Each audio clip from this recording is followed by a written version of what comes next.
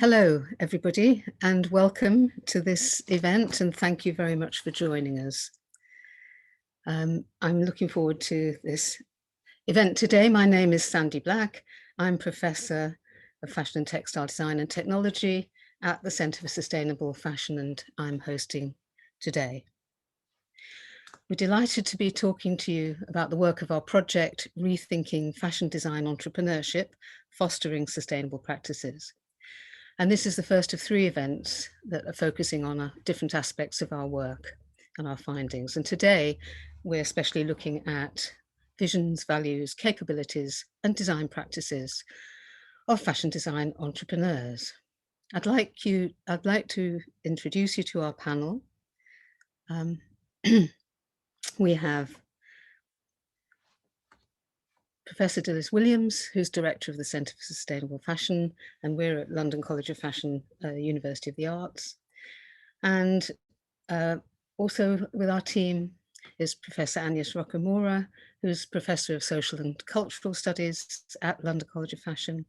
We have Dr. Mila Burchikova, who is a researcher with the Centre for Sustainable Fashion and on the project, and Dr. Andrea Werner, who is one of our partner colleagues from Middlesex University Business School.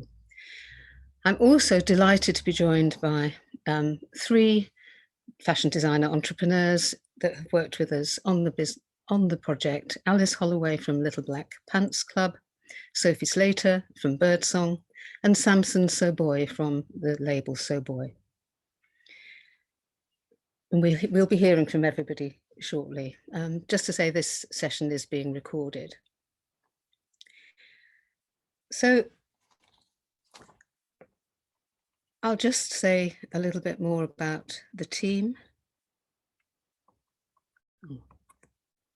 Sorry, my slides are not advancing.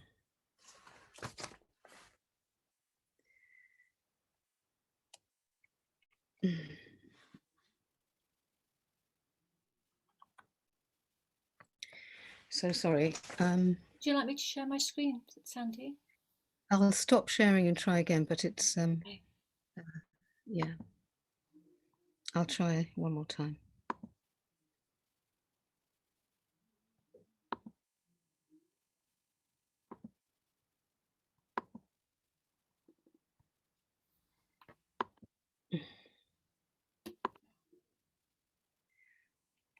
I'm sorry, no, yeah, you better do it. Okay.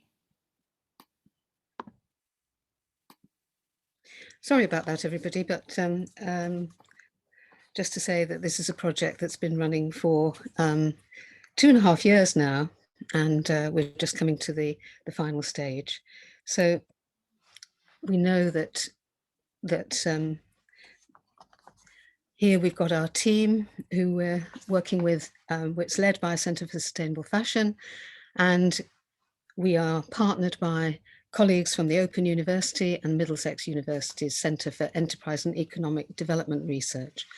And they're also a partner in the University of Surrey's Centre for Understanding of Sustainable Prosperity, which we'll say a little bit more about shortly.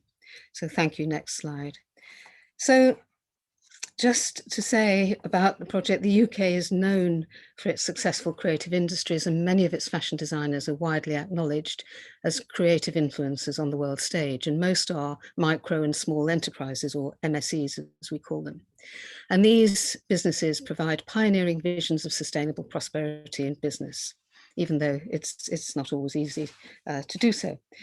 So our project bridges academia and industry to investigate the creative and business practices in these businesses as drivers for change, or potential drivers for change towards a much more sustainable future and for sustainable prosperity through fashion.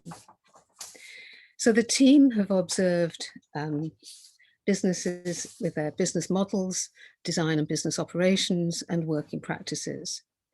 We've also examined the significance of the economic system that they're part of and the ecosystem with their networks, collaborators, and co-creators. And these purpose-driven fashion entrepreneurs can offer through their creative practice some alternative models. Next slide, please. So we talk about sustainable prosperity. So what does this mean? It's really, we take a holistic view, and so do all our businesses, to integrate all of these aspects of balancing culture, society, environment, and economy.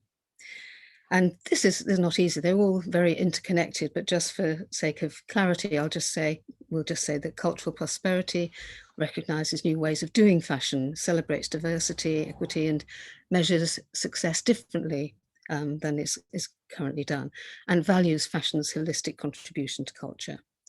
Social prosperity makes positive impact on employees through working practices, supply chains, and customers, and recognises all contributions, is often very non-hierarchical, and build relationships of trust and respect.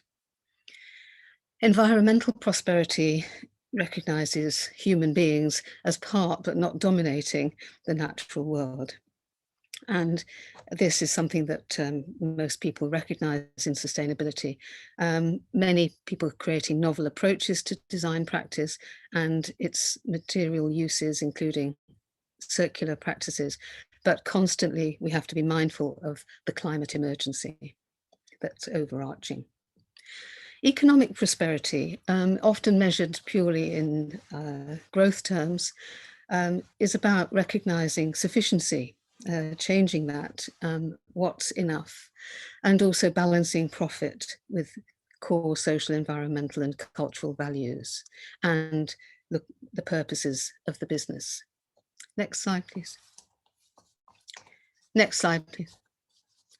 So we have a number of partners, including industry support organisations and British Fashion Council, for instance, the Centre for Fashion Enterprise as an incubator for London College of Fashion and wider for the university, and UK Fashion Textile Association, and many others.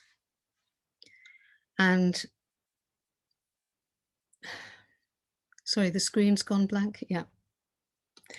So we've also have business partners, some of whom you're going to meet during this week, and altogether we've been working very closely with 27 partners. Next slide, please.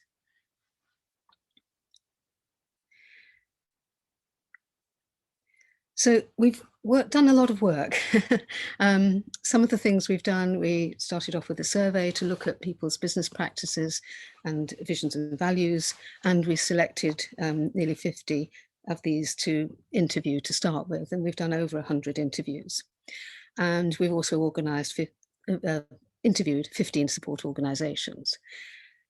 So we've produced a number of different outputs, including case studies, and a key aspect that you're going to see later, later on in the week will be launched, is a resource called a guidebook, which is designed for support organisations to also support businesses in developing more sustainable practices.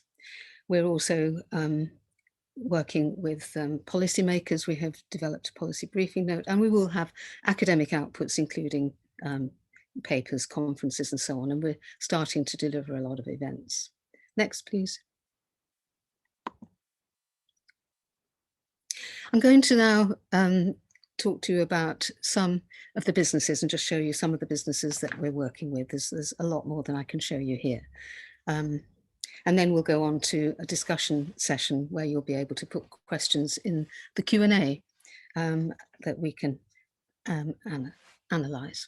So here we've got Rayburn, who is well known for upcycling ex-military materials and working with an ethos of remade, reduced and recycled. They also do a lot of community engagement and run a lot of workshops, including repair services. Next, please. This is Paint a Jacket, which is a small business that produces one product which they've perfected, and they issue in a number of different fabrics and so on. And it's limited edition production, and it's pre-ordered and made in a very trusted factory here, as you can see, in Portugal. Next, please. Sabina is a women's wear designer and business that works both from a craft perspective, working with handmade and hand-knitted pieces, but also engaging with new technologies for presentation, and also with communities, and does quite a bit of community work. She also developed particular things for people to gift each other during lockdown. Next, please. Phoebe English is a designer who is very well networked and very active in terms of getting people together. She's on a journey towards sustainability, and this is a collection where they decided to use absolutely nothing new.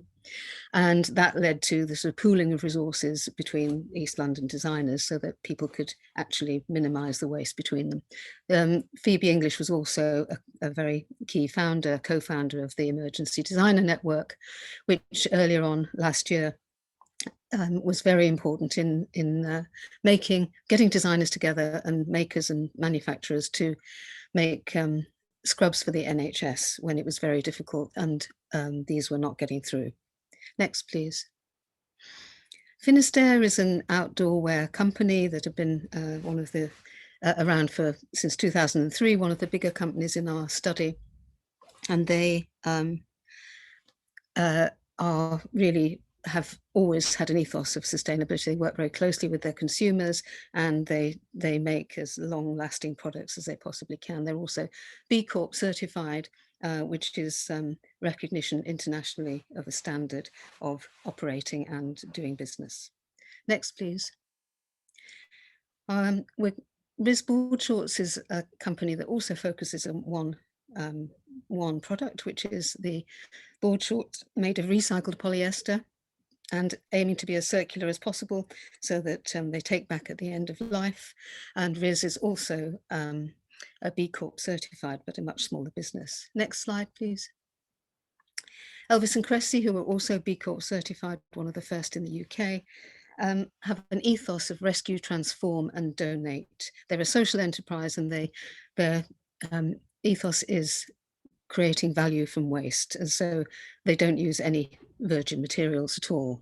Reclaimed and decommissioned fire hose is their signature material, but also using scrap leather from Burberry's production process. Next, please.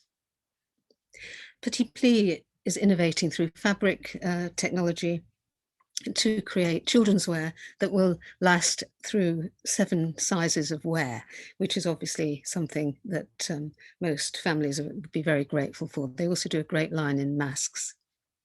Next slide, please. This is Cute Circuit, who are pioneers of wearable technology and experiential clothing. They've also done a huge amount of consumer engagement during lockdown to help people understand. They design for disassembly, they produce delight in their pieces, and they also work with, they pioneered the hug shirt, which communicates across distance. And they've also recently developed the sound shirt that is enabling people with hearing impairments to be able to experience music. So they're a very interesting company. Next slide, please. Unmade is a digital innovator. They are a software as a service business that aim to really work with the bigger industry to change and enable customized production and also small batch production. So it's design, sell, make instead of design, make, sell. Next, please.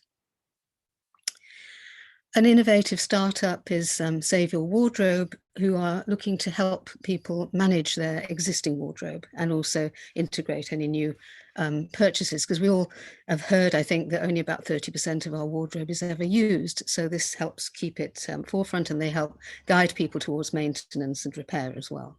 Next, please. So now I'm going to introduce the 3 businesses who are here with us today. And so I'd like to invite first of all, Sophie, can we have the next slide, please? So I'd like Sophie, if you could say a few words, and you need to unmute yourself. Hi, thanks so much for having me. Yeah, I'm Sophie, founder of Birdsong, and we're a fashion social enterprise based in East London, and our supply chain is made up of different community groups, grassroots charities and independent makers, usually from marginalised backgrounds facing barriers to work. And we also pack and fulfil everything with a charity that supports adults with learning disabilities, and everything's kind of made to order in as sustainably sourced fabrics as we can manage. Thank you. And so next we have Alice from Little Black Pants Club. Hi. I was thinking about whether I consider myself an entrepreneur, and I think I consider myself a cultural philosopher, but it is a practice-based version of philosophy. So we are a bespoke lingerie brand. We make to measure through a membership subscription, and that allows me to really focus on uniqueness and relationship as being kind of pillars of what I envision a regenerative culture and a sort of ecologically regenerative culture to look like in the future. Right, thank you. Thanks very much. And last but not least, Saboy, Samson, if you could say a few words. Hello, everybody, and thank you for having me on this panel. So Saboye was started in 2002. It was devised as a brand to celebrate African culture and African color. So we use a lot of materials that are African or African inspired. So kente cloth, Dutch wax, and beading, and all the techniques that you find in Africa. We've been going since 2002, and during the pandemic, we've really kind of looked at our carbon footprint and how we're going to develop for the future. We've been zero waste since we started. So we recycle every bit of material that's left on the cutting room floor and use it to do things like bow ties, pocket squares, and something that has really kept us through pandemic is our mask. So we've been doing these as well, and they've been selling very well. We give a percentage of our proceeds to the bus drivers that unfortunately lost their lives during the pandemic. So that was a kind of an exercise that I thought I could give back to. That's me in a nutshell. Thank you. Thanks so much. Fine. I think we can probably now go on to the next stage. We're going to have a conversation between the researchers and our guest businesses. And first of all, I will just ask each in turn, each of the academics in turn to say something. So if we could have the next slide, I think we're going to start. Yes, if everybody could turn their cameras on. And we're then going to go first, if we could have the next slide. Sorry, the one after that. We will go over to Dilys Williams in order to say, just to give us some ideas about what she's been finding from the research. So over to you, Dilys. Thank you, Sandy, and hello everybody on the panel and in the audience. It's fantastic to be here today. First, really to say what an incredible privilege it has been for me to spend time with all of the people on this panel and all of the others, some of which Sandy's just spoken about over the last 2.5 years. And I really hope that the evidence that we've put together will really draw attention to not only what might be, but there's evidence of what already is. It's just not well recognized, it's not well acknowledged, it's not well supported, and it's not well learnt from in business, in government, in education or society. So as you can probably tell, I feel quite strongly about this work. And Sandy and I have been working with micro and small businesses and with students for well over a decade now. And we really wanted to be able to make sure that we could look not only at what's happening at grand scale, and obviously there's a lot of focus on the big scale of challenges and opportunities in fashion and sustainability, quite rightly, but actually when we think about the micro and small businesses, it isn't a small thing. It's actually a huge thing. It's over 99% of businesses in the UK are micro and small. And actually, apart from the cultural, social, and environmental and economic contribution that they give, the economic contribution in itself is nearly 50% of revenue. So a really under-recognized, overlooked area of radical sustainability in action. So what we've been doing, as Sandy introduced, was to look at these 4 dimensions of sustainable prosperity: cultural, social, economic, and environmental. And to think about them in terms of what is it that we can find out about how designers work in order to learn from it. So we've asked the questions of what, why, how, and with whom these designers are working. And we've created the evidence from thinking about, talking to them about their visions, their values, their capabilities, and their practices. We've done it from different disciplinary perspectives. And what we've found is that there's a real sense of both the material and non-material dimensions of sustainability that they contribute to. And we found that actually I think Alice just said it, the conventional understanding of the term fashion designer and entrepreneur, or three of those words, actually is out of sync with what a lot of these people are doing. So there's an evidence that we found for a necessary updating of these terms, and I'm sure we'll be talking about that this afternoon. I could talk for much longer, but I want to have the conversation, so I'll pass back to Sandy. Thank you, Sandy. Thank you, Dilys. That's yes, I mean, it has been a real privilege, as you say, to do all this work, and we really excited to be presenting it. I'd like now to pass on to the next slide and to Mila. Thank you very much, Sandy, and hello, everyone. Like Dilys, I'm really excited to be here, and I'm looking forward to conversations. So to begin with, I'd just like to talk quickly about what we value and why it matters in connection to this project, as that was one of the things we were also looking at when we were talking to 40 plus businesses that we work with.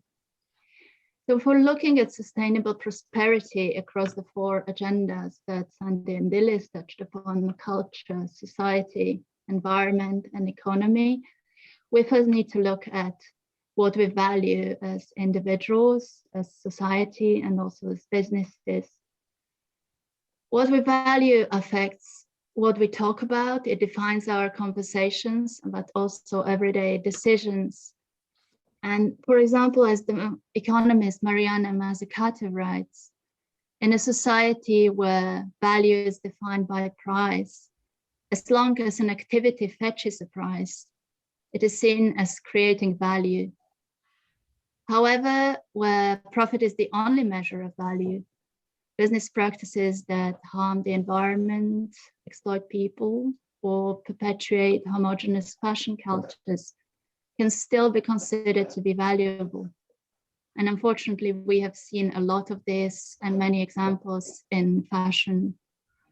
And this is exactly what needs to change. And this is what we've been looking at what we're talking about when we talk about sustainable prosperity. And the businesses we have been working with are showing that it is already happening. They are helping to shift the perceptions of what is valuable.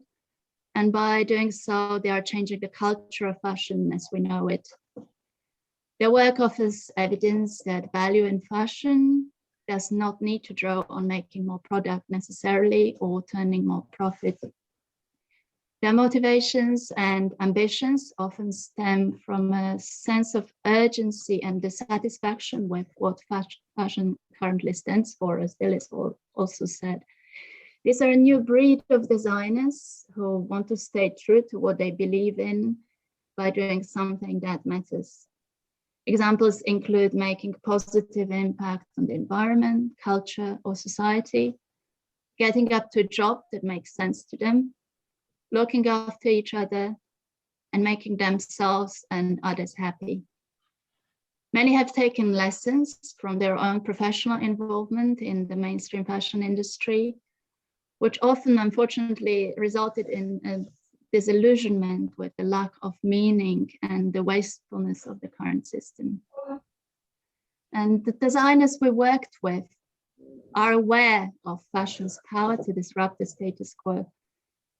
And often, as well as designing products, they also design shifts in what fashion can be, how it can be designed and made, and how it can be enjoyed. They play the game, but as Alice said, they change the rules along the way. As many of those that we spoke to said, owning a business is not always being a designer, because a good deal of one's time may need to be spent on other activities. But what running a micro and small fashion business always is translating a vision.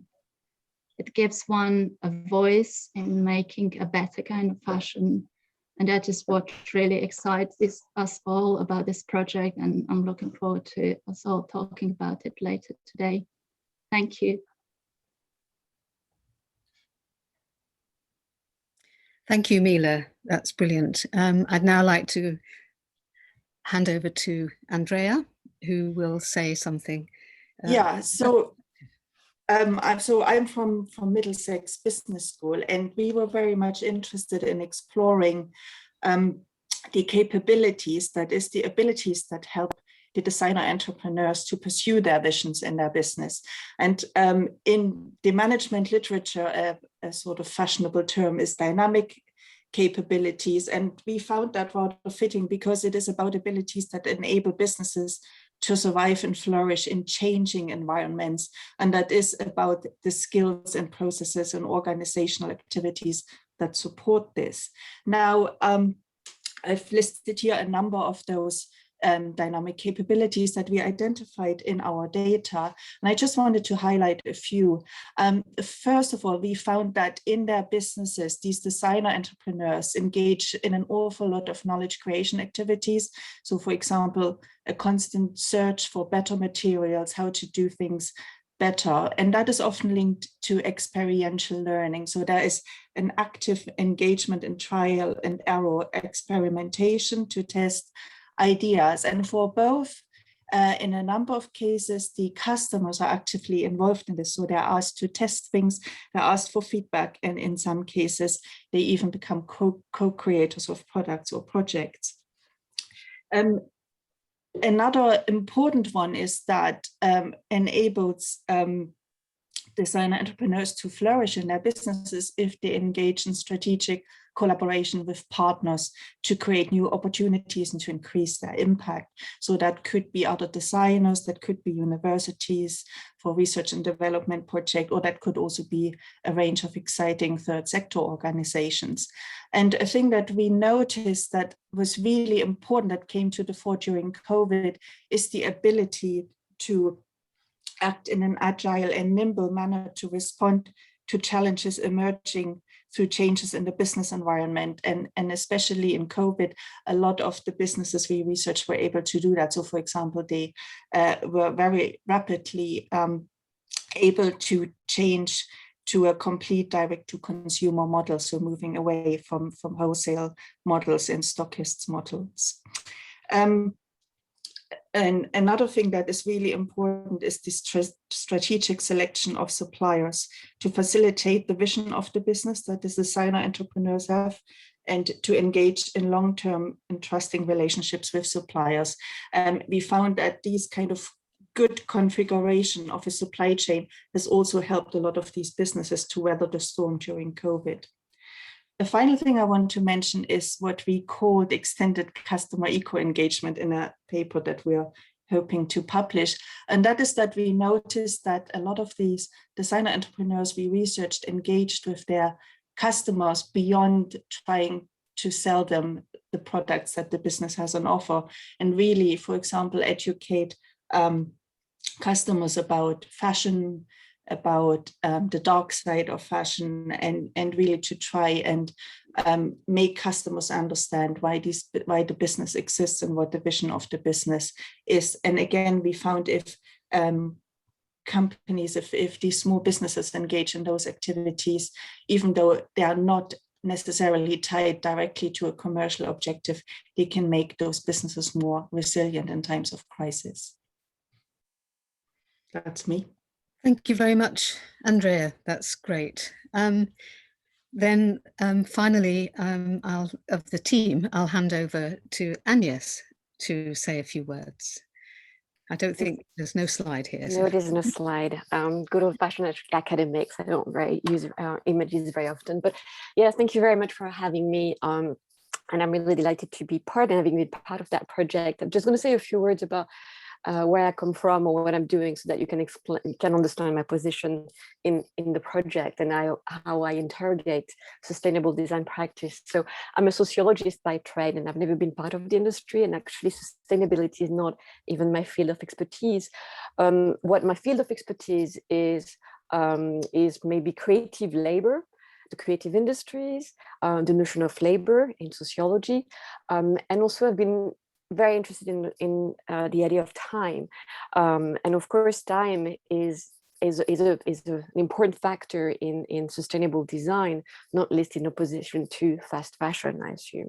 So I was very interested, and I'm really happy that my colleagues brought me in that project to interrogate, in a way, time, formations of time, tensions of time, articulations of time in sustainable fashion design, and see in a way how it could be conceptualized. And I'm working on an article with my colleagues on that. Time as a tool, time as a value, time as an experience. We're thinking about the value of time as in, for instance, promoting long-lasting items. It's also time as experience as in work-life balance, and how can one be given the means to develop a sustainable work-life balance. So it's sustainable in terms of labor as well, and everyday life, and it's also, of course, time as tool, in a way, as maybe it's a bit more conceptual here, but as a tool of resistance again against the mainstream fashion system, and most importantly fast fashion system. So value is a word that we've used a lot, and of course, for me, coming from a sociology of labor angle, I'm really interested in the values of capitalism.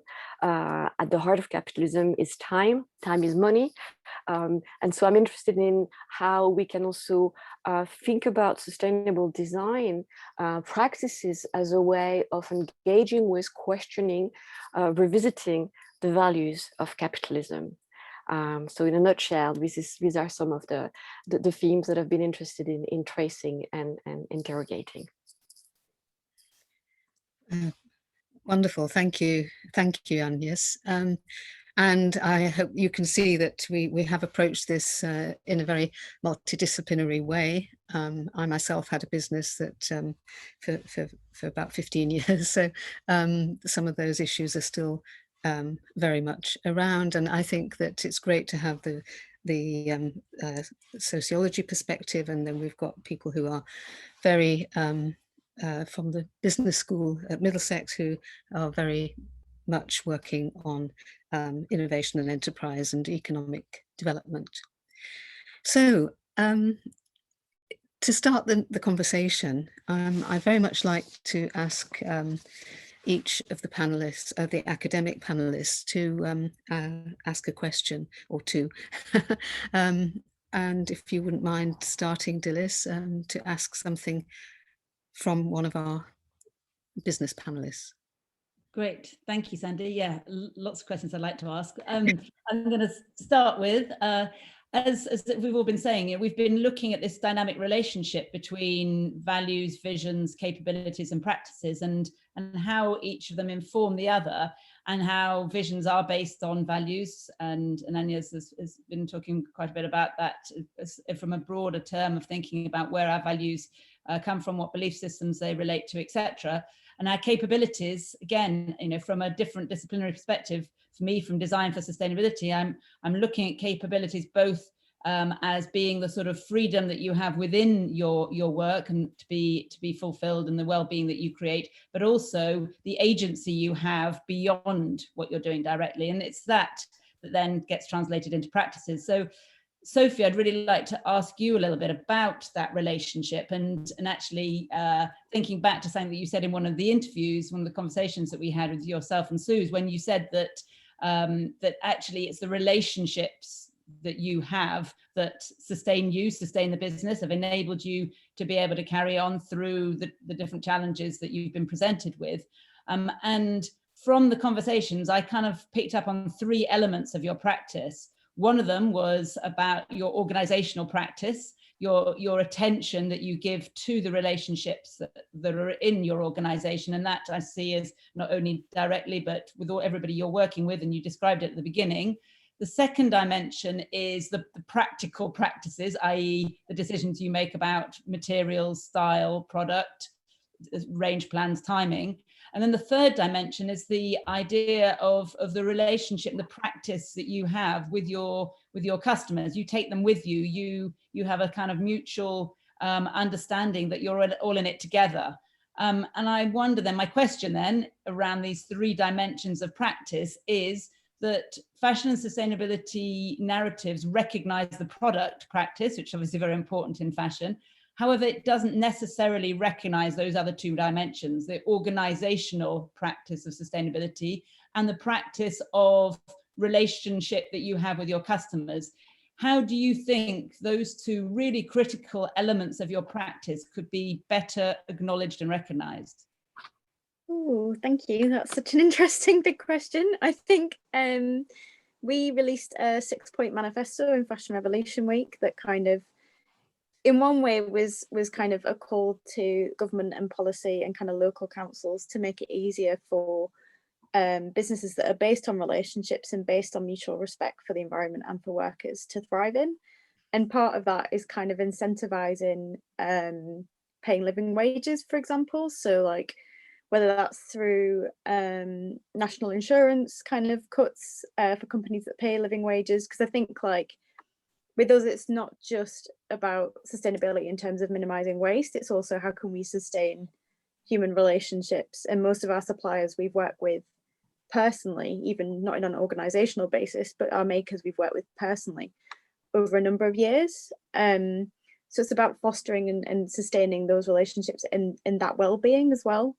So, you know, things from acknowledging maybe like a VAT cut for customers who want to buy from more sustainable and ethical brands, because at the minute we're penalising customers who want to shop better, and because of the nature of our garments, it is so much more expensive. And then we're then, you know, putting a regressive tax on top of that, which makes it less accessible. And I think accessibility in sustainable and ethical fashion like is a massive factor in people not getting involved with it as much.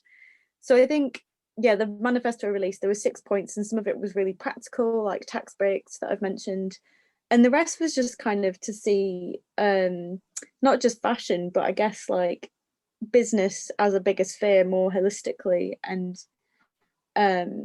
what we can do to kind of increase funding for projects that aren't just profit driven, and looking at the kind of disparities in investment for women and people of colour. So I think like, sorry, there's so much to think about to come back to your question. I think, yeah, kind of speaking with yourselves and presenting at the all parliamentary kind of working group with Fashion Roundtable, for example, that's really helped us formulate ideas on what would better foster and kind of acknowledge those. But it's quite complicated. I think we always draw the line, like a balance in the line between communicating that to industry and communicating that to customers. But we want to be as transparent as possible and keep everyone involved in the conversation, which is why we have things like our Patreon. Thank you. And I know it was a very big question, but I think, you know, the fact that you've got really specific ways of responding to it, as well as the practices that are obviously personally important to you, and that you're doing them because they're important to you, above and beyond everything else. So, I mean, I don't know how much time I've got. Maybe if I could almost ask the same question to Samson, and again, drawing on something that you said in the conversation, the first conversation that we had, was you talked about the fact that, yeah, you're known as the godfather of modern African fashion, and that anybody who wants to do anything starting out comes to you for advice, for help, for support, and that you have that kind of dual role of running your own business, which in itself has multiple dimensions to it, but also the role of kind of supporting the longevity of thinking about good fashion practice and bringing people along with you. How do you see those roles being recognized, and what could happen to make them better recognized? Because, yeah, nurturing the next generation of designers or people who are coming up who haven't necessarily gone through the conventional system is something that you obviously do. So, yeah, how do you feel about that, and what do you think could be better recognized in your practice? Thanks, Dilys. It's a very interesting question, multi-layered. First and foremost, sustainability cannot happen without the ability to survive. That's in its very literal sense. So we do need money. That's what every company, every business, entrepreneurship, or even non-for-profit. They all need money in some way or form, shape or form. We are more about well, as well as sustainability, our business is about visibility and diversity. So we've, I mean, when I came to the street, there was 5 or 6 Black-owned, African-owned businesses. I think I'm the only one left, and that's due to commercialization of the high street, the kind of shortification of this area, and so it's been quite hard to sustain, you know, myself in terms of rising costs. With supporting new talent, I've always tried to get them to understand that you are a business and you do need to sustain yourself in terms of earning money. So there needs to be a profit within your business. And with creativity, designers are kind of almost encouraged to suffer for their art. And I've tried to steer people away from that and understand that you've got to earn a crust before you can go any further and develop a business. So business without money is therefore a charity. So I've tried to stay focused on trying to be creative, but sustainable in terms of ideas, and innovative in terms of what I put out. I say delightful because my work is all about color and optimism, and I've steered well away from the Grage Brigade, yes. The people that just offer up grey, black, and grey colors.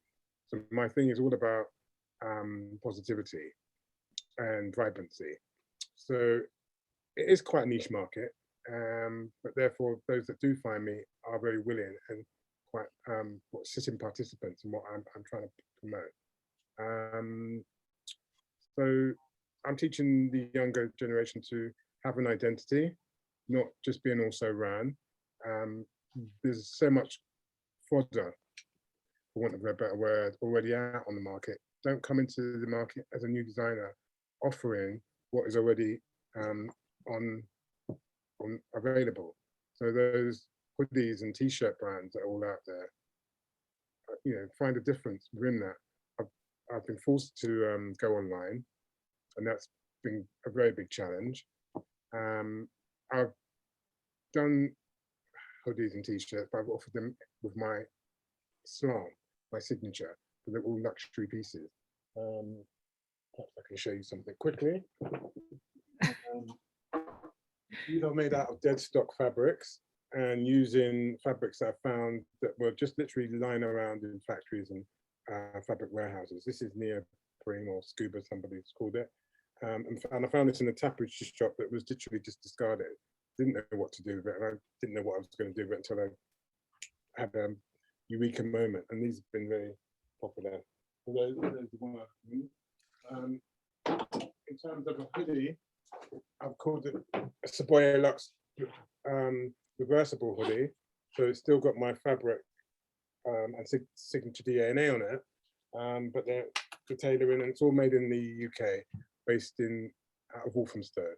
So not far from Black Horse Ateliers. I've got my studio factory nearby. So that's the hoodie version that's reversible on both sides.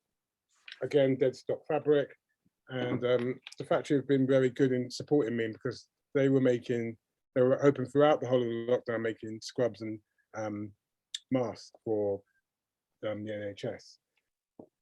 I came in with my new designs, and I was a breath of fresh air for them because all they were doing for a year was these PPEs. So they make small runs for me. They're happy to do sampling for me. I can go in and work with them. I'm virtually using it as my studio. And we've developed and formed relationships. We've become very friendly. If the factory goes down, if I end up business, I'll still have friends within that business because we've become very close in terms of working throughout this year. So it is fostering relationships. It is working with good practices. I pay them their going rate, so I don't try and barter them down. They do the best that they can do for me. They're always trying to do the best and meet my standards. I'm not the easiest person to please, but we've found a way of working that works really well for both of us. So that's how I've managed to do it. And so it is, when you're working with people, it is about developing friendships and respect for each other, not trying to just barter them down to get the best price. And they were telling me of designers that were going in they were showing it on the Fashion Week, doing big couture gowns and paying less than what I was paying for a hoodie, for example. And they were selling it for thousands and thousands of pounds. And so they were trying to ask me how should they deal with it. I said, well, business is business. They're bringing big orders for you. They weren't bringing big orders. They were just doing the one-off samples and then doing like 10 pieces and wanting to pay £60 for an outfit that was selling for £3,500 on their website. That is not ethical. And so it's kind of like understanding that designers can't keep beating back these factories, because there will be no factories in the UK. And my carbon footprint has been I've never produced outside of the UK. In fact, not much outside of London. So, and I've not even sold much outside of the UK. That might have to change in terms of sustaining and surviving. But at the moment, until that I find a better way of doing it, that's how I'm existing. So that's how you've survived? Yes. In a nutshell.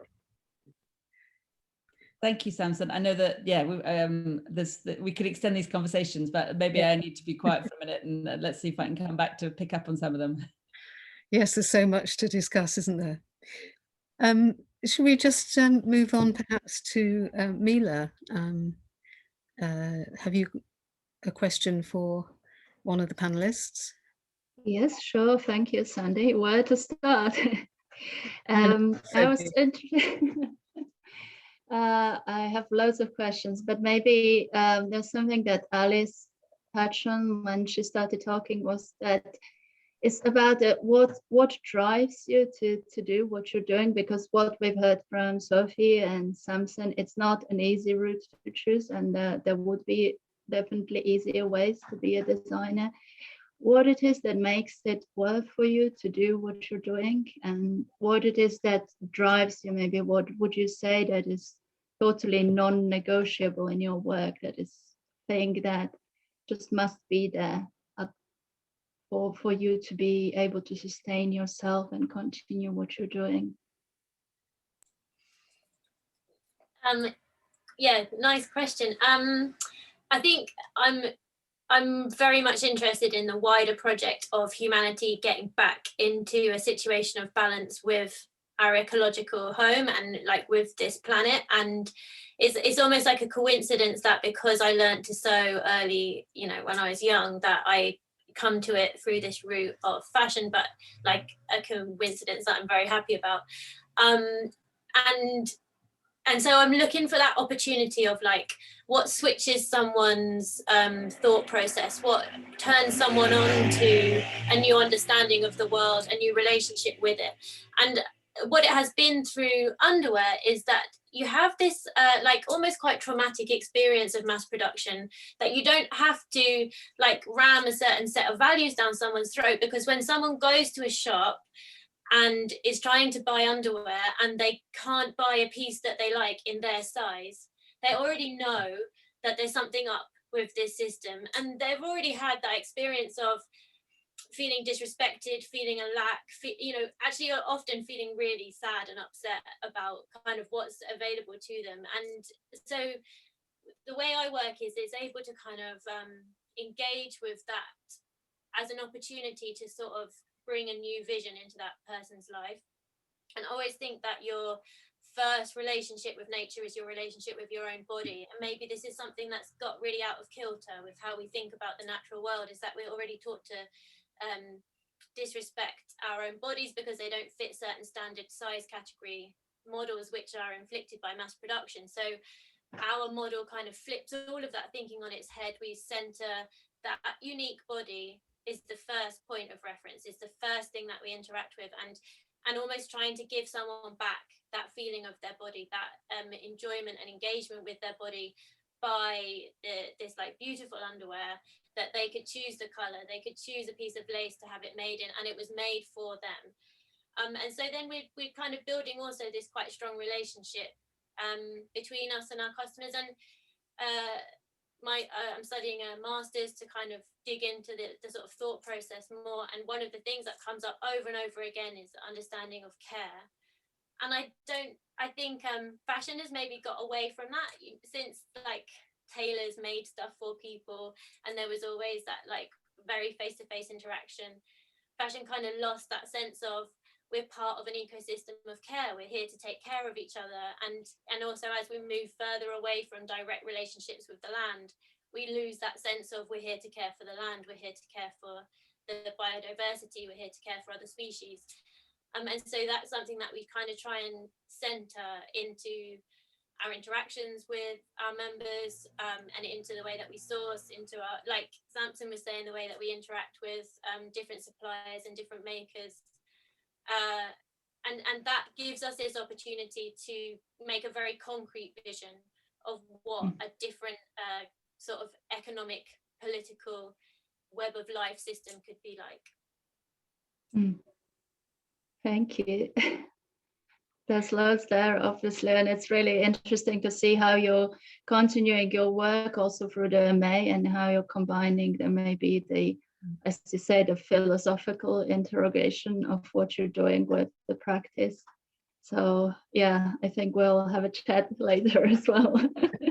But I don't want to take time from more questions because I think I see there's loads in the chat, and I'll pass back on to Sandy. Thanks. Yeah. Thank you. Did you, yeah, that was interesting to hear that about you think of yourself as a philosopher, Alice, rather than an entrepreneur, because we were just having a conversation that you was admitting you thought you were an entrepreneur, but now that's moved on. I wanted to see if Andrea has a question for one of the panel. Yeah, I'm actually interested in speaking with Sophie and Alice. Is that okay? Yeah. So let's start with Sophie. Now, one of the things that we identified was sort of the ability of small businesses like yours to engage in good collaborations. And maybe you want to share some of your experiences with like working with these groups that represent the women that you work with, and how did you find out about them? How did the relationship develop? What has been challenges and so on? Yeah, so I think we've got quite an unconventional start as a fashion brand because my business partner, Susanna Wen, she's a trained designer, but I kind of only worked in the fashion industry in terms of really briefly being the world's least successful model as a teenager and also working in retail. So my background was social enterprise and charity and activism. So I have been working in the women's sector for about 10 years, kind of working, started out kind of working as a women's rep in my university and kind of doing a lot of feminist activism and working with rape crisis centres, etc. So from that, I'd worked with women experiencing homelessness in London and knew that a lot of organisations had massive funding cuts, but was doing quite a lot of therapeutic kind of craft programmes with women. And my mum was a teacher in an FA college when I was growing up for adults with learning disabilities. And I've always known the kind of power of craft to engage kind of like more marginalised communities, I guess. Like it's very relaxing. And I thought, you know, it's definitely got the potential to be kind of economically empowering as well. But a lot of women's organisations are so separate to the fashion industry. But at the same time, we've got, you know, older women, migrant women who have fantastic making skills that on one hand, the British fashion industry is kind of lamenting as not being homegrown anymore. So I kind of saw that as an opportunity to develop a business around the needs of the women's organisations that I was already in contact with. So the kind of groups we work with over the years have kind of developed, and unfortunately some have bore the brunt of those funding cuts and shut down, and we found out about others. But places like Fabric Works, which is part of a charity called Stitches in Time, they are kind of a grassroots charity that have been working for 25 years in Limehouse, teaching women who already have a really fantastic eye and skill for sewing, but kind of formalizing that teaching. And yeah, we get in touch with our groups through word of mouth, but it's quite a stable, small set. Like we don't want to put any stress on the supply chain. We don't want to onboard any more makers if we can't financially support them and if they're going to be underemployed. So it's been a very slow, organic process. And I think that sometimes comes as a bit of a rub to getting investment. So like someone was saying that it's quite a difficult balance to kind of manage. But yeah, I think like working with grassroots organizations is always really nice, because it's not like working with a factory. You don't just put an order in and send them a tech pack. You know, Susanna will go and sit down over a cup of tea and make a sample together with the women that we work with. And if something's too fussy, or if they hate the colour, or if the pattern hurts their eyes, then we won't make it. We won't put it into production. And we agree on we pay London living wage per hour at least, but we agree on like a fair kind of price per, like, you know, we won't ask to do a garment that takes 20 hours if that's something they're not interested in working on, no matter what the price. So yeah, I think I'm quite naive. I started the company when I was 23. I'm going to be 30 this year. So I had no idea how a traditional fashion company works.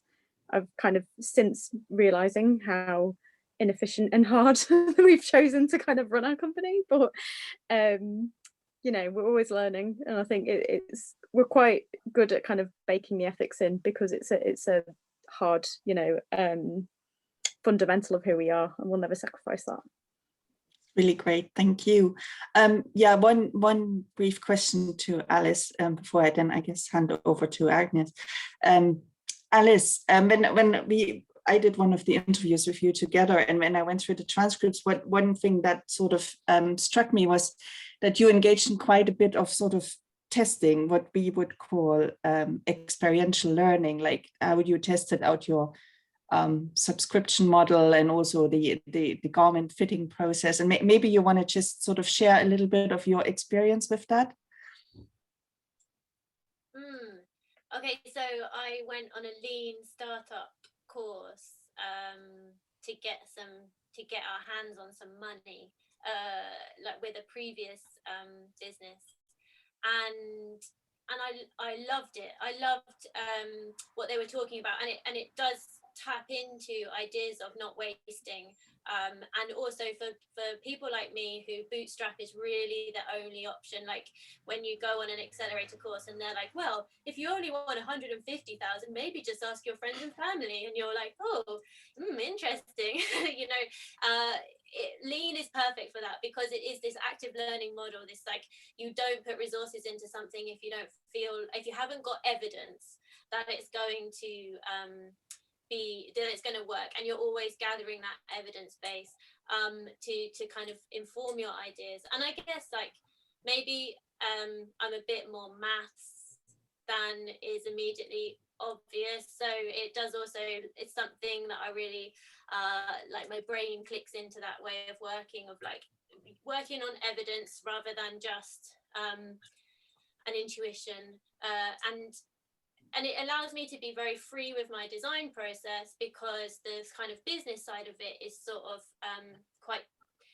it's not like, I'm not good at budgeting, but I tightly monitor what we do that works and what doesn't. So we don't run Facebook ads without evidence that they're working, or we look for opportunities, and then we're always looking for what's a minimum viable product, how can we test that before we chuck a load of money on it.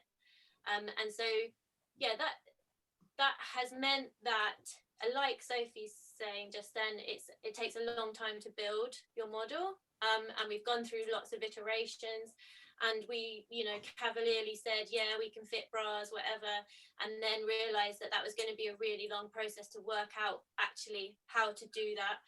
But now we have a system that that really works well. We were able to switch it on to completely online during the pandemic and do all our fittings via Zoom.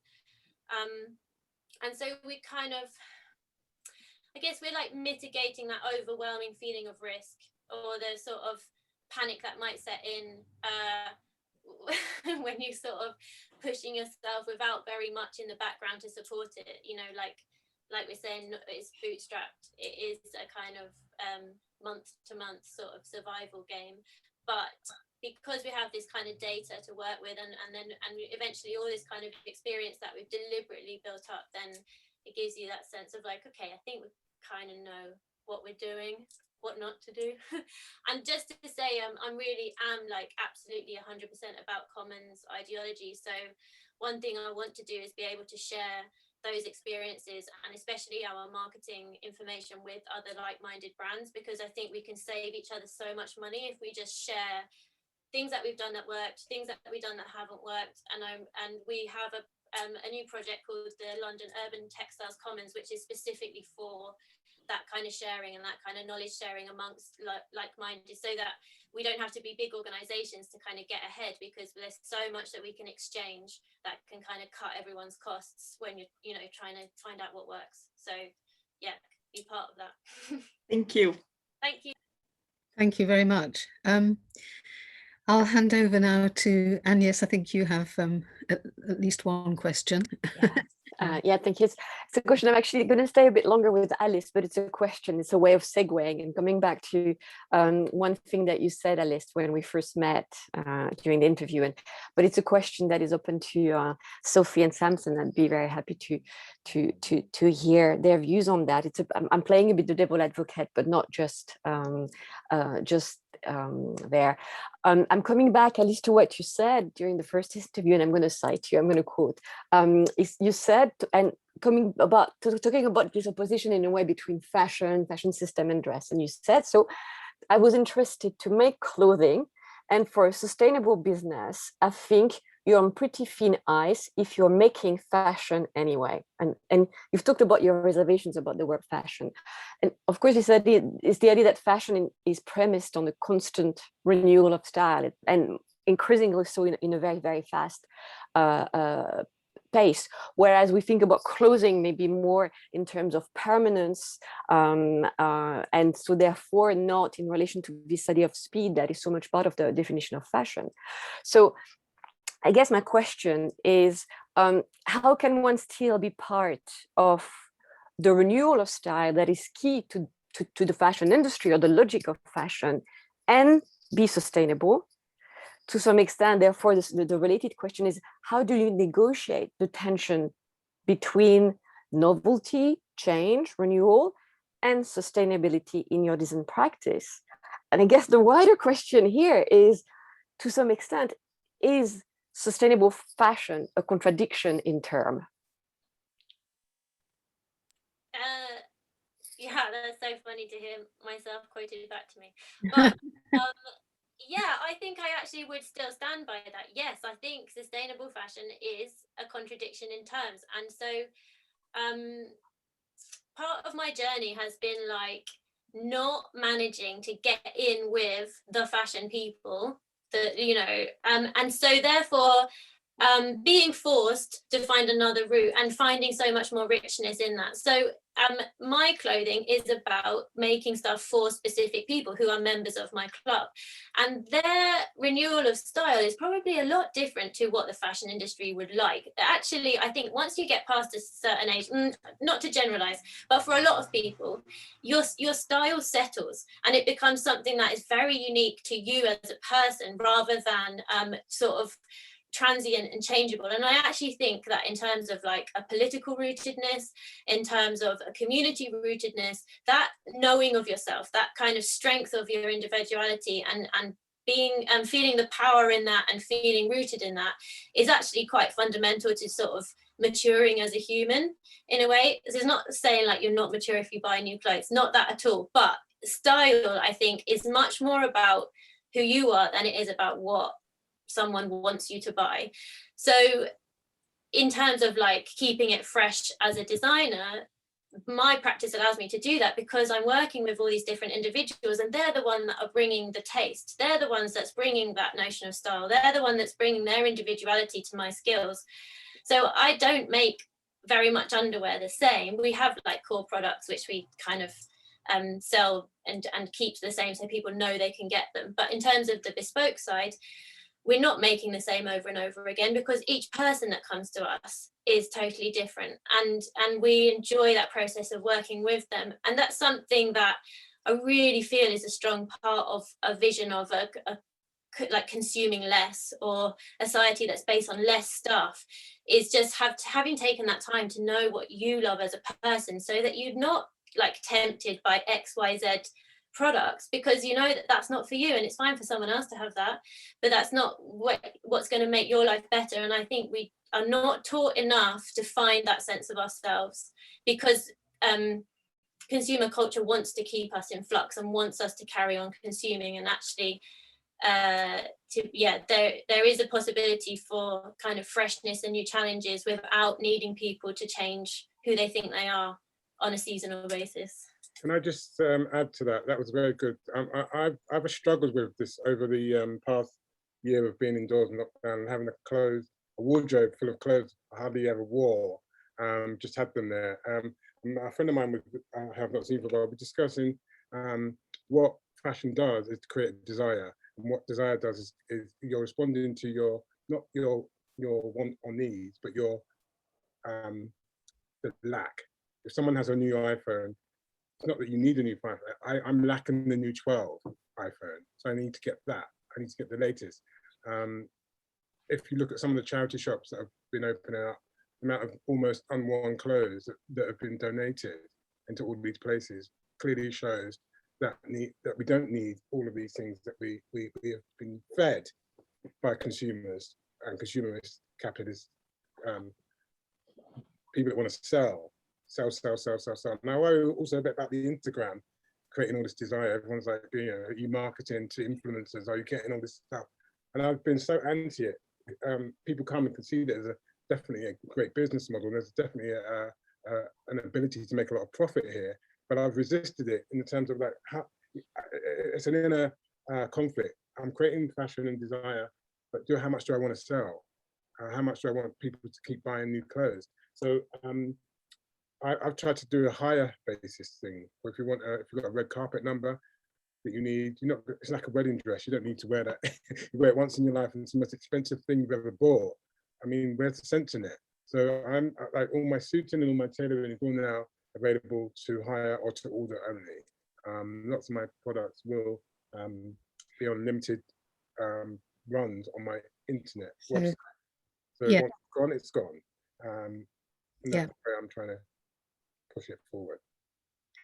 Yeah, this notion of limited production, batch production, made to order is coming to the fore enormously. Sophie, did you have anything? Dilys want to say something? Dilys wanted to chip in maybe. So Sophie, I don't want to interrupt Sophie. I don't want to, no, up to you, Sophie. Are you sure? Yeah, I think there's a lot of obviously consciousness raising in the fashion world, and obviously with the Pay Up campaign and the amazing stuff that XR kind of Fashion Act Now has done. We're thinking a lot about kind of sustainability in fashion. I think no consumer product that's manufactured is sustainable. No industry is sustainable if they're making things based on waste. But I think that, one, we make to order, and two, we try and, for example, make up to a size 30 because that audience is really underserved in fashion. And unfortunately, there aren't that many vintage or secondhand items for people in those sizes. So that is kind of like a necessity. But yeah, I think in the future, we would love to kind of create some sort of, we have, digital products in terms of like our educational posts that you can support through our Patreon account, for example, that kind of moves us away from just production. But the bottom line for us is creating living wages. And I think we have to sustain the planet, but we also have to sustain quality of life for the people based here in the here and now. And that's the kind of fundamental for us. And we are so tiny compared to, the H&Ms of the world, that I think, not to, negate any sort of environmental impact that we do have that's negative, but I think, it's like comparing a drop of water with an ocean in terms of, yeah. But you need a lot of drops of water to make an ocean from. And I think it's whether really, I think what we're suggesting is that a lot more of these smaller businesses would create a much more positive and sustainable fashion industry. But the two are almost in parallel at the moment. Dilys, did you have something to come back on, or Agnes, was that the end of your, Well, I'm conscious of time, but I'm quite curious to hear what Dilys has to say. So over to Dilys, maybe. I'll be super quick. It was really just to come back to Agnes and Alison, what Sophie just said, and Samson actually. about the idea of defining what fashion is, first of all, and this idea of permanence and transience and change, and just to think about sustainability as a dynamic process that's relational. And if it's in the context of us understanding our interdependencies and the fact that the cyclical processes of nature are something that we have been in conflict with rather than in sync with. So I think there's nothing that's permanent. Permanence doesn't exist, but actually it's about change that is in sync with nature and in sync with each other's needs, development, etc. I would say that the idea of fashion being about selling more stuff is the consumerist model of current understanding of fashion, but that actually fashion is something that is, if it's change in sync with nature, then actually it is a restorative process. But yeah, we could probably talk for a while, and I know that there's other things to be said, but I just felt it was good to respond to you with that. Thank you. Thanks, Dilys. Yes, I think conscious of time, and in the last minutes that we have, the 15 minutes, I'd like to just go to some of we've got a few questions in the Q&A. I don't know whether panelists have seen, but one is sort of fairly practical from Manta Jane, who's just started to upcycle fabric waste, but is wondering what standards are applicable to handmade products and cutting waste, suggesting that GOTS can't be applied, Global Organic Textile Standard can't be applied in this case. I don't know whether any of our businesses or even the academic panel have anything to say on that. No. maybe I can answer, but it doesn't really help you necessarily. But it's just to say that if you're operating a kind of direct transparency, so you're kind of engaging your consumers or members, wearers in your process, then in a way I feel like some of those standards become like less necessary, because your transparency is about that kind of direct knowledge of what's going on and taking part and being able to see it, rather than needing a kind of outside certification. And that's definitely how we operate, and I'm open to criticism on that, but that would be my kind of advice if you're just starting out. But the way we've got around it, we make a lot of small items like pocket squares, so we don't use any, there's no zero waste means zero waste to us. So our factories are driven mad by like how smaller can you go with using the waste. So we've made the masks, the pocket squares, bow ties, everything we find a use for. Handmade flowers that we've made into bigger garments. So that's the way of kind of trying what you can. I think the question maybe was about sort of any standards that need to be applied, but I think that waste, there's emerging legislation on reclassifying waste. I think it's easy if it's your own waste. I don't think there's anything much to be done there, but as you say, just be transparent about what it is. But I think external certifications are still not available for this type of product, but that's something that is a much bigger discussion, I think, within the industry, and part of the Environmental Audit Committee issues about how waste is classified. So I think that that question, hopefully that gives some insight. I think it's a matter of scale, and whether it's personal waste or others that need to be taken into account. I'll go to another question from someone different. Actually, it's from Ismay, who's from Boy Wonder, who is also one of the people who have been part of the project. And she's talking about, well, she's mentioning of the double whammy, Brexit and COVID affecting everybody, and surviving and being, it's very difficult to survive as a sustainable and ethical micro business. So how do we push, what she's saying is, how do we push, or who or where do we push for more support, both financially and in other ways? Again, I think that's very much one of the missions of the project too. But do you have any thoughts, Sophie, or any of the academics as well?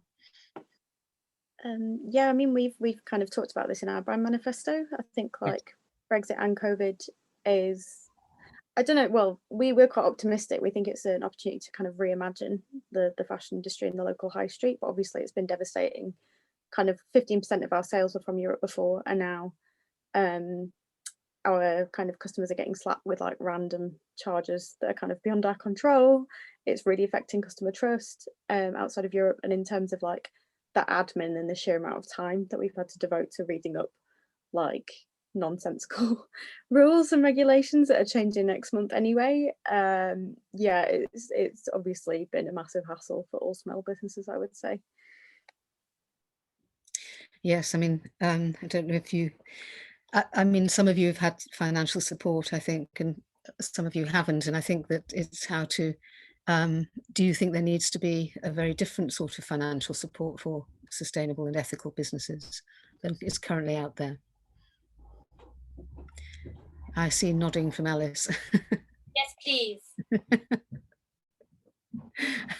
Do you have any, I mean, have you had experience of things being misunderstood, or I don't know whether you tried and failed, you know? Yeah, I've never got, well, actually, that's a lie. I have had investment, very small, from members of my club. And that, I think that's because of the relationship we built over time, because they've seen the model in action. They believed in what, you know, in the kind of vision we were putting, and they wanted to be part of that. That's all we've got. In terms of like bigger funders, I think it's already been mentioned, and it always is, I think, that the high growth is still absolutely the criteria by which funders operate. And so I think it's on all of us to start to talk quite radically about profit and whether that really serves us. And I don't mean like if you're self-employed profit, I mean profit that returns to shareholders. And does that really serve us in a situation where in 10 years we might have reached like the death spiral? And I think the more that we can kind of bring a new vision of even what it is to be a funder, and something more like being a patron, something more like being part of a process of realizing something that you want to see happen, and just taking away that the sort of the idea that having money in a bank account is better than all of the impact that these amazing businesses are providing. And I think that is the kind of mindset shift that we probably all have to enter into, and a rhetoric shift that we all can start to take part in. Yeah, but what are you part of? You know, and if you're just part of being wealthy, what's that going to mean in 10 years? And so I that's the only thing I can think of doing, because I don't know who to put pressure on. But you know, as MSEs, as kind of activists, I think that's something we can start to engage in. What does profit really serve facing the possible collapse of humanity, or like these kind of multiple crises that we're facing? And how can you actually just be involved in this new bohemia, something exciting, something where your money makes sense, something where an impact happens that you want to see in the world? Thank you. I don't know if I think that's very important to understand the process and understanding what profit means. That's a great point you've made. I've been approached by quite a few potential investors, and they've seen, or they've come and visited me. I don't know how they've sourced me or found me, but they have. And when they've visited me and they've seen the operation, there's just not enough profit in it for them at the end of the day for it to be viable for them. That's we've kept amicable and we've been talking, but at the end of the day, that is what drives them. I've not been upset by that, but I understand that I'm not necessarily the one that's going to make them into, you know, 30 or 40 stores on every high street. You know, so it's kind of you know, the Zaras of the world. It's not going to be that business. And I've had a shiver up my spine every time I see the amount of people that are wearing puffer jackets, for example. You know, because I wouldn't want to be that designer that's made a piece that I can see on 1 million people in a day. I don't know if everyone remembers the Michael Kors bags that you saw on every commute. That kind of level of consumerism is not what I'm about or aiming for. No, well, I think that's well understood, and that's why we're celebrating the individuality and the purpose-led approach of all the businesses that we're working with. But it's whether, you know, we have really two parallel types of fashion, you know, the purpose-driven fashion and the sustainable fashion and mainstream fashion, or, you know, can they ever be merged? That's a big question that we can't probably answer now. I'm just, because it's the last 5 minutes really or so, so I just wanted to pick up on a couple of the other questions that have come in from the audience. We've got one from an Indian citizen, just graduated, called Prachi, and if I've said that correctly. But just saying how challenging it is to sort of find a job, and trying to bring sustainability as an element of sustainability with into working with designers. And what's the, maybe Andrea, this might become more to you, because the question sort of says, how can there you encourage a business to acknowledge their workers and be given a platform in the company. He says he's failed multiple times, and what would you suggest as part of the configuring capability for such a situation?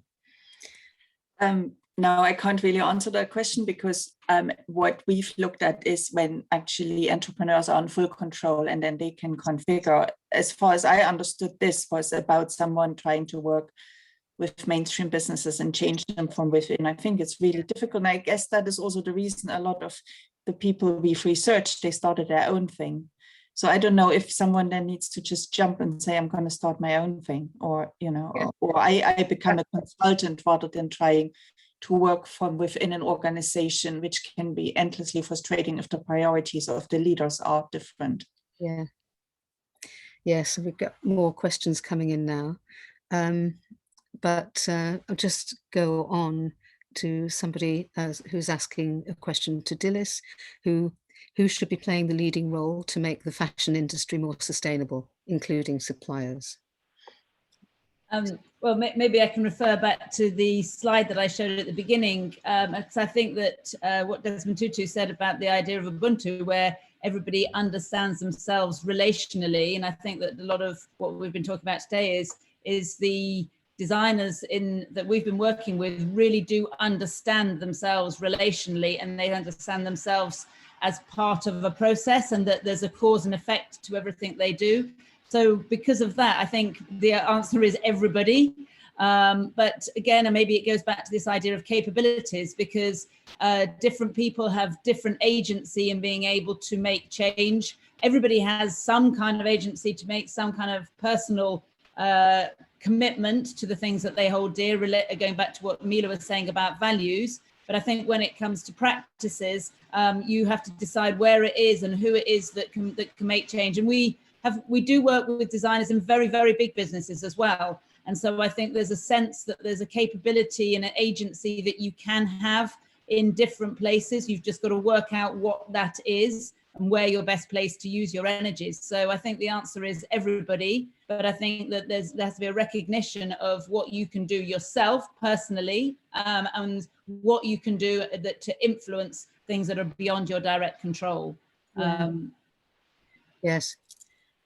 Thank you. There's a sort of follow-up question to this about how viable could it be to develop uniform sustainability standards for fashion businesses. I think that's something that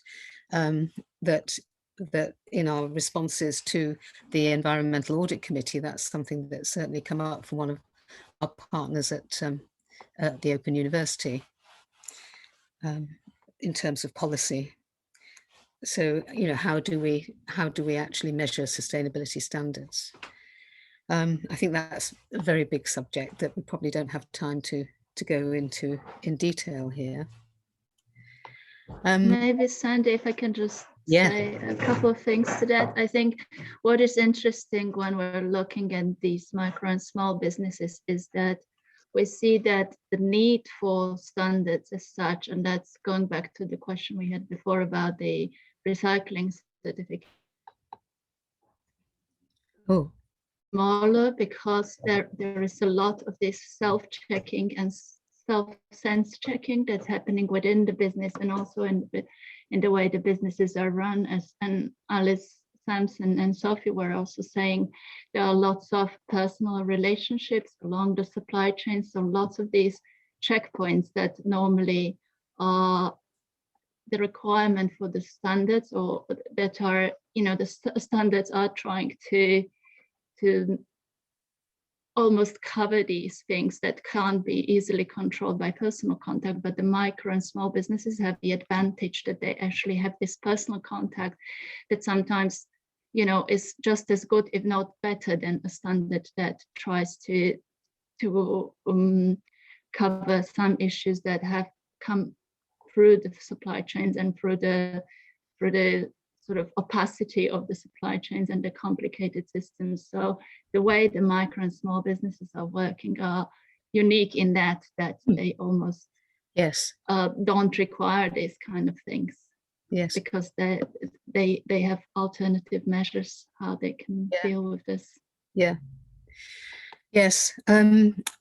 We've just got we've got a second question from the first question that's a little bit it mentions that sustainable prosperity that exists or does not exist in a domestic setup, you know, looking at sort of like unpaid work at home and that sort of thing, is suggesting that that's been carried over to the sectors where women are in domination, obviously, i.e. in terms of garment making. And he's just asking, is that an exaggeration? Would that be an exaggerated view, or do you think there's truth in that these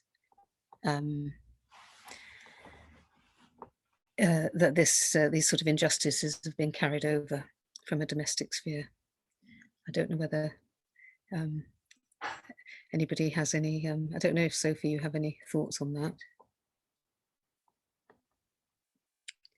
I was just saying that I feel like that's a massive topic. Yes, it's a big yeah, you know, yeah, I think that these social injustices are massive and endemic within the garment industry, but obviously some slow progress is being made, but it's still very, very active and so I don't think in the answer I would probably say no, it's not exaggerated. It's definitely a huge issue. I think that we seem to have pretty well finished the questions that have come in, as far as I can see. Correct me if I'm wrong, Zoe, if I'm missed anything out. But we are actually up to time now. So I think, although this conversation, we are carrying on conversations in the both on Thursday and Friday this week. So do come back and join us for those conversations with a different group of people and a different, some of the same people, but some different businesses. So we hope you'll join us for that. But I'd really, really like to thank all of the panel, all of the speakers, all of our guests for this session, and I hope you've found it interesting. It really is to be continued. It's such a massive area, but I hope we've opened up some of the ideas that we're working with here, particularly about the particular nature of these designer, we still call them you fashion designer entrepreneurs. So I'd just like to thank the panel and thank the guests, and we'll look forward to the next session. So thank you and goodbye. Thank you. Thank you so much. Thank you. There will be a recording of this that will be made available. And all our outputs will be also available. The public ones will be via our Centre for Sustainable Fashion website too. Thank you. Bye-bye. Thank you. Everybody, thank you. Bye.